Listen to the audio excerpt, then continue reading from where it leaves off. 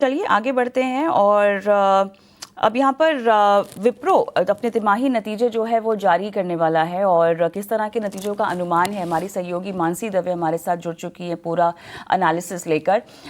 मानसी बताइए, यहाँ पर नतीजों का अनुमान किस तरह से आता हुआ दिखाई दे रहा है, क्या किया है विश्लेषण आपने?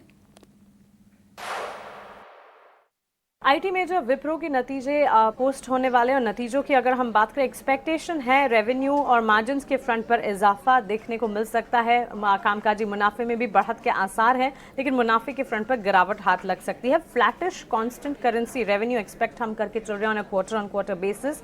गाइडेंस रहेगी in the range of 1%। BFSI vertical जो है वो सबसे ज्यादा ग्रोथ ड्राइव करेगा। वीकनेस शायद मैन्युफैक्चरिंग, रिटेल, सीपीजी और लॉजिस्टिक्स सेगमेंट से नजर आएगी। लगातार आईटी सेक्टर से जुड़ी कंपनियों में बीएफएसआई सेगमेंट है जो कि आउट परफॉर्म कर रहा है, ये ऑब्जर्वेशन।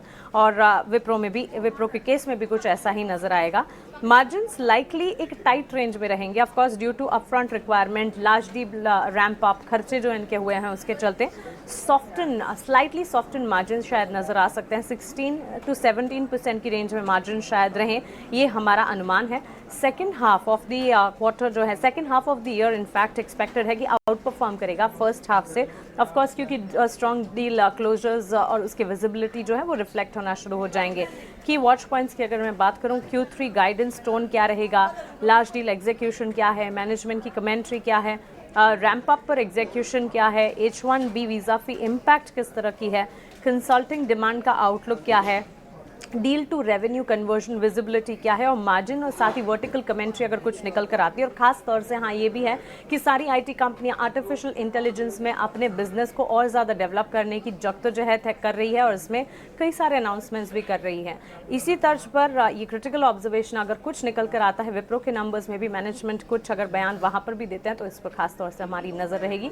टेक एनेबल और आर्टिफिशियल इंटेलिजेंस एनवायरमेंट को और बढ़ावा देने की लगातार कोशिश कर रही हैं ये कंपनियाँ। मानसी, आईटी सेक्टर की एक और दिग्गज कंपनी इन्फोसिस भी आज अपने नतीजे जारी करने वाली है। इन्फोसिस को लेकर आपका क्या अनुमान है, बताइए। आईटी में जो इन्फोसिस के नतीजे आने वाले और हमारे एक्सपेक्टेशंस की अगर बात करें, शुरुआत रेवेन्यू ड्राइवर्स से करना चाहूंगी। एक्सपेक्टेशन है करीब 6% का इजाफा रेवेन्यू के फ्रंट पर नजर आ सकता है। ग्रोथ ज्यादातर सपोर्ट होगी बीएफएसआई वर्टिकल की स्ट्रेंथ से। लगातार हम देख रहे हैं आईटी कंपनियों में बीएफएसआई वर्टिकल में काफ़ी अच्छी स्ट्रेंथ और वहाँ से काफ़ी सपोर्ट मिल रहे हैं और इन्फोसिस के केस में भी ऐसा ही कुछ देखने को मिलेगा। इसके अलावा मार्जिन्स की अगर बात करें, स्टेबल मार्जिन्स एक्सपेक्टेड हैं, 21% पर शायद इंटैक्ट रह सकते हैं।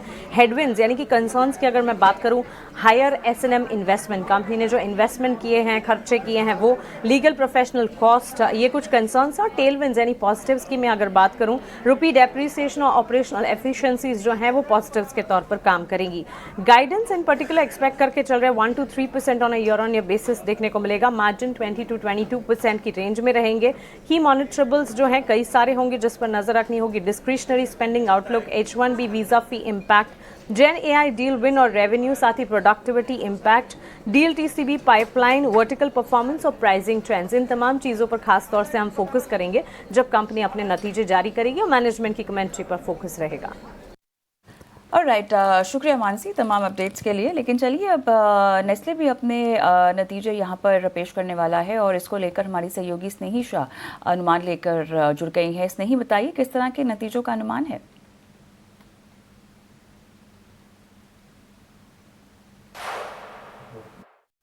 जी हाँ, बिल्कुल। दूसरी तिमाही का अर्निंग सीज़न शुरू हो चुका है और कंजम्पशन क्षेत्र में से, एफएमसीजी के क्षेत्र में से सबसे पहली बड़ी निफ्टी कंपनी है नेस्ले, जो कि अपने अर्निंग्स डिक्लेयर करेंगे। ये पहला क्वार्टर है, याद रखिएगा।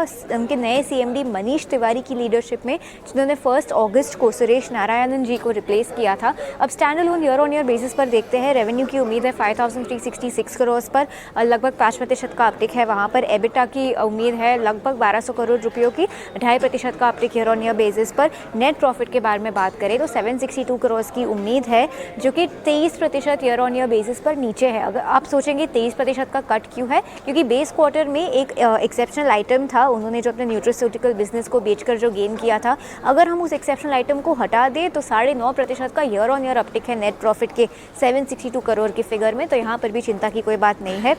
EBITDA मार्जिन में हम ज़रा सा दबाव देख रहे हैं 22.3% compare to 22.9% year on year basis पर। अब हमारे की एक्सपेक्टेशंस क्या रहेंगे? डोमेस्टिक सेल्स 5% ऊपर और एक्सपोर्ट्स 10% ऊपर देखने की उम्मीद है। चैनल डिस्टॉकिंग GST के रेट कट्स के द्वारा वहाँ पर हमें थोड़ी सी तकलीफ देखने को मिल सकती है Q2 में। सबड्यूड परफॉर्मेंस देख सकते हैं हम मिल्क और न्यूट्रिशन के सेगमेंट में। दूसरी तरफ कन्फेक्शनरी और प्रिपेयर्ड डिशेस का जो सेगमेंट है वो बेटर परफॉर्म करेगा और बेवरेज बिजनेस में भी उम्मीद से लंबे मॉनसून का भी एक नेगेटिव असर होगा। अब जब आंकड़े आ जाएंगे तब इंपॉर्टेंट क्या रहेगा देखने के लिए GST का असर क्या रहा है बिजनेस पर। कोको प्राइसेस में हमने गिरावट देखी है, क्या मार्जिन वो बेनिफिट पास ऑन वो क्या कंपनी वो बेनिफिट पास ऑन करेगा।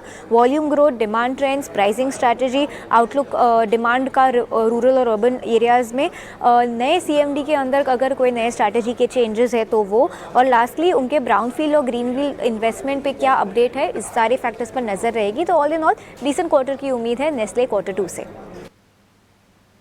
धन्यवाद स्नेही।